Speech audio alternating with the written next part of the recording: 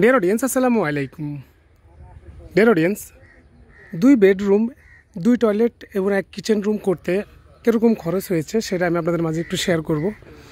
তো আমরা আমাদের যে বাড়িটি করতেছি সে বাড়িটি একটু জায়গাটা নিচে, যার কারণে আমাদের বিটাটা একটু উঁচা করা লাগছে বেশি। আমরা এখানে 10 ফিটের মতো বিটা উঁচা করছি।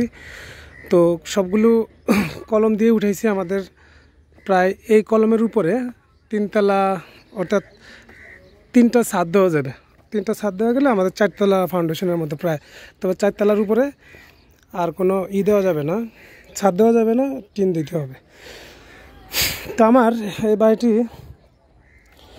বাড়িটি করতে কত টাকা খরচ হয়েছে আর কীভাবে করতেছি সেটা আপনাদের মাঝে একটু শেয়ার করব। তো আমাদের এখান দিয়ে আমাদের হবে ইউনিটে যাওয়ার রাস্তাটা।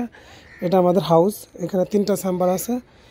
আর এদিক দিয়ে যদি আমরা আমাদের ইউনিটে ঢুকি তাহলে সেই ক্ষেত্রে এই যে আমরা এখানে দেখতে পাচ্ছি একটি জানালা, এটা ডাইনিং স্পেস।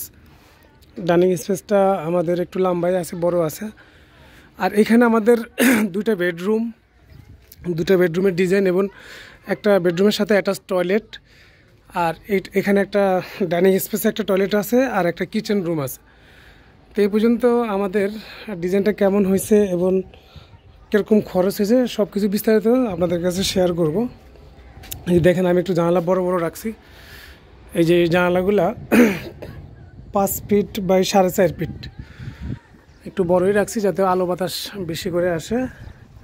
আর আমাদের এই বিটা থেকে উপরে 11 ফিট, যেহেতু আমরা নিচতলায় কাজটা করতেছি, 11 ফিট। এই রুমের মধ্যে আমাদের একটা সানসেট রয়েছে। এই যে এখানে একটা সানসেট রয়েছে। এটা হচ্ছে ছোটো রুমটা।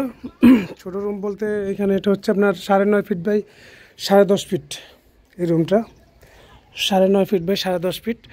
আর এখানে আরেকটা রুম আছে, বেডরুম। এই রুমটা একটু বড়, এটা হচ্ছে 10.5 ফিট বাই 11.5 ফিট, ওই একই সাইজের, একটু চওড়া আর কি। তো এখানেও ওই 2টা জানলা রয়েছে 5 ফিট বাই 4.5 ফিটের। তার এখানে আমরা সানসেট দিই নেই, এই যে এখানে সানসেট দিই নেই, বাট এখানে একটা অ্যাটাচ টয়লেট আছে। অ্যাটাচ টয়লেটের উপরে ফল ছাদের উপরে আমরা একটা স্টোর রুম পাওয়া যাবো এই জন্য আর কি। তো বাড়ির ডিজাইনটা দেখে নিলেন। এখানে বাড়িটা করতেছি, কেমন লাগলো অবশ্যই জানাবেন কমেন্টে। এই যে এখানে ডাইনিং স্পেস, এই 2 বেডরুমের থেকে বাইরে হলে এই জায়গাটা ডাইনিং। আর এখানে একটা টয়লেট সিঙ্গেল, এটা হচ্ছে কিচেন। তো এই কাজটা করতে আমাদের প্রায় এ পর্যন্ত 6.5 লাখ এর কাছাকাছি চলে গেছে খরচ। যেহেতু আমরা এখানে কলমগুলো দিছি অনেক মোটা করে, 1 ফিট করে, 2 পাশে 1 ফিটে 12 ইঞ্চি করে। এই যে এগুলা 12 ইঞ্চির বেশি আছে। আমার তো কন্ট্রাক্টর বললো যে 12 ইঞ্চি করে, আমার কাছে মনে হচ্ছে 12 ইঞ্চির বেশি আছে। তো 12 ইঞ্চি করে কলমগুলো উঠছে এবং ভিতরে রড দেওয়া আছে 12 মিলি করে রড। আর চারিপাশে বেস টানা আছে এবং এই মাঝখানে এই কলম থেকে ওই কলম পর্যন্ত একটা বেস, লম্বা একটা বেস টানা আছে নিচে। এবং ওই কলম থেকে এই কলম পর্যন্ত বেসটা টানা আছে। এবং আমাদের এই যে বিটা বালু ফালাইতে হয়েছে অনেক। এবং কি এই যে হাউস, 3টা হাউস করলাম। এই হাউসটা হচ্ছে 15,000 লিটারের হাউস, এই জন্য খরচটা একটু বেশি হয়ে গেছে।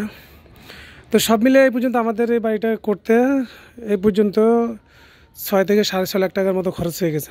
যেহেতু জায়গাটা নিচা আর মাল ওখানে ডাইরেক্ট সরাসরি কোনো গাড়িও আসে না এখানে এই পর্যন্ত, এই কারণে খরচটা একটু বেশি হয়েছে। ওই যে ওখানে ওই যে মসজিদের সামনে গাড়ি আসে, ওখান থেকে ওই যে ইট এখনও আছে ওই জায়গায়। এই যে পিকেট আছে 1 গাড়ি, আমরা ছাদ ঢালাই দেওয়ার জন্য এখানে রাখলাম। এই যে এখান থেকে আবার এই লেবার দিয়ে এখানে আনতে হয়, এদিকে আনা কাজ করতে হয়। এই কারণে আমাদের এখানে খরচটা বেশি হয়ে গেছে। তো আপনারা যারা এরকম 1 ইউনিটের বাড়ি করবেন, অবশ্যই আমার কাছে মনে হচ্ছে ছাদ ঢালাই সহ 5 লাখের মধ্যে, 5-6 লাখ টাকার মধ্যে হয়ে যাবে আপনাদের। 5-6 লাখ টাকার মধ্যে এরকম 1 ইউনিটের একটা বাড়ি হয়ে যাবে। তো আমার এখানে বেশি খরচ হয়েছে, আমার জায়গাটা নিচা এবং একটু দূরের থেকে মালটা আনা লাগছে এই জন্য। তো বাড়িটার ডিজাইনটা কেমন লাগছে অবশ্যই জানাবেন। আর ভিডিওটি ভালো লাগলে অবশ্যই একটি লাইক করে দেবেন। চ্যানেলে নতুন হলে অবশ্যই চ্যানেলটি সাবস্ক্রাইব করে রাখবেন এবং পাশে থাকা ঘন্টা কিন্তু বেলটি বাজিয়ে রাখবেন এই ধরনের নিত্য নতুন ভিডিও নেক্সট টাইম পাওয়ার জন্য। হচ্ছে আমাদের টয়লেটের উপরে ফল ছাদ একটু আগে আমরা দিয়েছিলাম। তো বৃষ্টির কারণে আমরা এটাকে ঢেকে রাখছি। যদিও আকাশের অবস্থা ভালো না, যে কোনো মুহূর্তে আবারও বৃষ্টি আসতে পারে। এই হচ্ছে বাড়ির ডিজাইনটা।